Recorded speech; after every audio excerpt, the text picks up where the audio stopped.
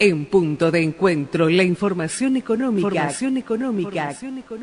a cargo de Alejandro Otero.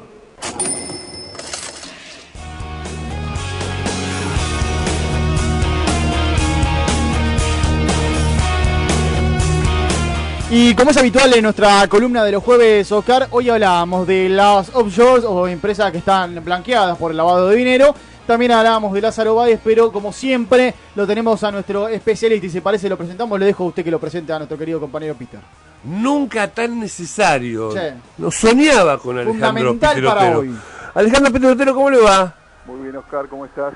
Bien, bien, con muchísimas ganas que me explique, como usted lo sabe hacer, con todo su bagaje académico y didáctico, ¿qué son las offshore? ¿No? ¿Qué son estas guaridas fiscales?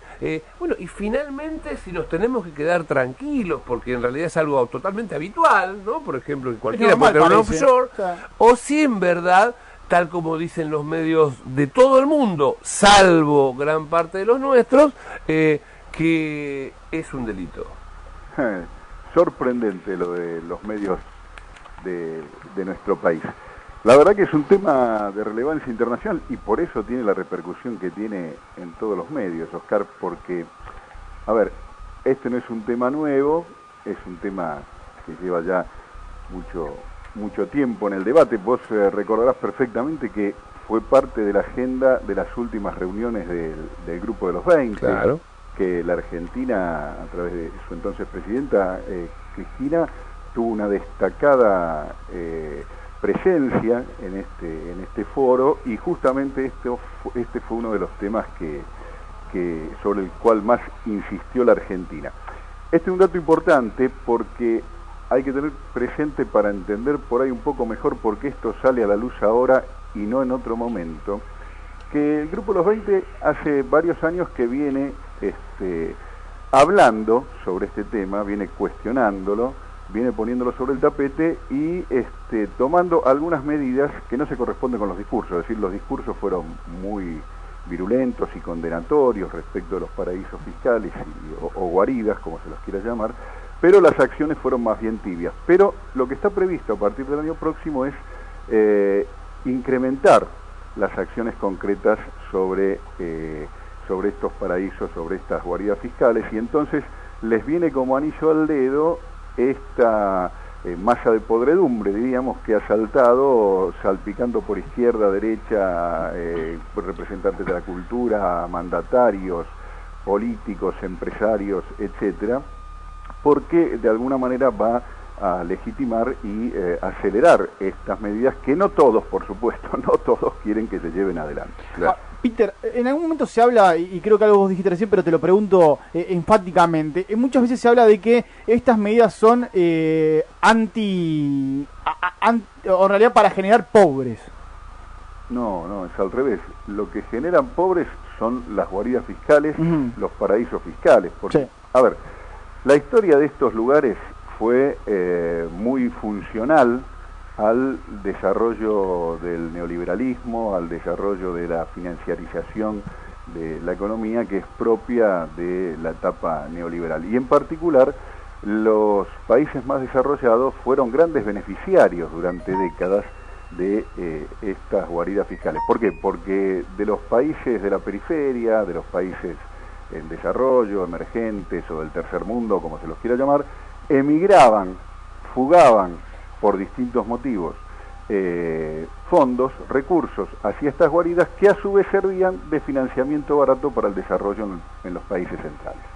La cosa funcionó, sin que a nadie le preocupara mucho, así durante muchos años, y de hecho los paraísos fiscales se multiplicaron por 5 durante las décadas del 80, el 90 y el principio de este siglo. Pero a partir de la crisis, los paraísos, las guaridas fiscales, se convierten también en un problema para los países centrales, porque también desde allí empiezan a fugar recursos hacia estos centros de ocultamiento, y entonces sus propias finanzas empiezan a sufrir, y el deterioro de las prestaciones públicas también las comienzan a sentir los ciudadanos de los países centrales. De manera que estas guaridas son, si vos querés, un recurso muy importante para desfinanciar a los estados, favorecer su tendencia al endeudamiento y en definitiva debilitar las prestaciones que, como sabemos, atienden a los sectores más necesitados. Entonces, esto está cambiando porque ahora lo que antes era una solución se ha convertido en un problema para los países centrales. ¿Qué son, si uno tiene que decirlo rápidamente, pero qué es una guarida fiscal? Bueno, una guarida fiscal como Bahamas, Estados Unidos tienen su propio territorio, Wyoming, Nevada, Delaware, ¿no? Esta cosa del doble discurso, de la doble moral de los americanos. Por eso no hay muchos norteamericanos en los que han aparecido, en los listados que han aparecido de los Panama Papers, porque los americanos no tienen que trasladarse a Panamá, lo resuelven dentro de su propio territorio, ¿no? Y todos tienen características similares, es decir, combinan el secreto jurídico bursátil, es decir, no se sabe de quién son las sociedades, estas famosas offshore que se crean allí. Existe el secreto bancario, no se sabe quiénes son los titulares de los depósitos, y estas dos características coexisten con la baja o nula tributación, sobre todo en los impuestos a las ganancias o a la riqueza, de manera que no tiene costos radicar allí ganancias o bienes. Es por eso que son fuertemente usadas por personas adineradas o por empresas que deciden radicar allí las utilidades para evitar pagar los impuestos en cualquiera de las jurisdicciones normales. ¿Cómo funciona un paraíso fiscal? Bueno, de muchas maneras, pero para explicarlo en un ejemplo sencillo para que se entienda. Supongamos que se hace una exportación de la Argentina a China. La mercadería va directa, en barco, sale del puerto de Buenos Aires, digamos, y viaja hacia, no sé, lo que quieras, hasta Beijing. La mercadería va directa, pero los papeles, la documentación, triangulan. Es decir, salen junto con la mercadería de Buenos Aires, pero no llegan directamente a Beijing. Antes hacen una escala en algún paraíso fiscal. Y ahí se documenta una serie de servicios y prestaciones que en realidad nunca se realizan, que no agregan ningún valor a la mercadería, pero sí incrementan el precio. De manera que la utilidad, por esa diferencial de precios, se va a radicar en el paraíso o la guarida fiscal. Y esa utilidad, como decíamos, no solo va a quedar a buen resguardo, porque no se va a saber quién es el titular de los depósitos, ni quiénes son los que detentan la propiedad de la sociedad que contabiliza esa utilidad, sino que además no va a pagar ningún impuesto. O sea que para quien la utiliza es un negocio importante. Por eso la offshore en sí misma no es legal, pero como siempre está asociada a una maniobra de triangulación, a una ingeniería financiera, es un motivo de sospecha legítimo de que está asociada a alguna cuestión non santa, ¿no? De hecho, vos fíjate, hay estudios muy importantes, en la Argentina Jorge Gallero ha estudiado el tema muy fuertemente, y organizaciones internacionales como Justicia Tributaria lo han hecho también.